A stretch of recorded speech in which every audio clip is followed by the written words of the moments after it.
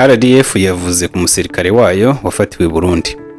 RDF yavuze yuko igiye gukoresha inzira ya diplomasi mu gukorana na guverinoma y'u Burundi kugira ngo umusirikare wayo usanzwe ari umushoferi Sergeant Sadiki Emmanuel watawe muri yombi n'igipolisi cy'u Burundi nyuma yuko ayobye hakambuka umupaka wa Gasenyi Nemba uhuza u Rwanda n'u Burundi afungurwa.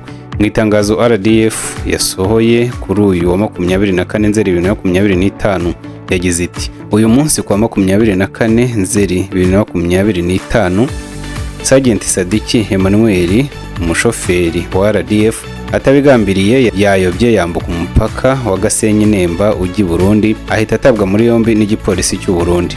Ubu afungiye kuri sitasiyo ya polisi ya Kirundo muri komine Busoni mu ntara ya Butanyerera. Yakomeje ivuga ko RDF yababajwe n'iki gikorwa cyabereye ku mupaka uhuriweho, ikaba izakoresha uburyo bwa diplomasi bushoboka ikorane na guverinoma y'u Burundi kugira ngo igarure umusirikare mu rugo. Itangazo rya RDF rije rikurikira iryari ryasohowe n'igisirikare cy'u Burundi ryavugaga ko Sadiki yatawe muri yombi akavuga ko yari yayobye, kivuga ko yahise afungirwa kuri sitasiyo ya polisi ya Kirundo mu gihe hagikorwa iperereza.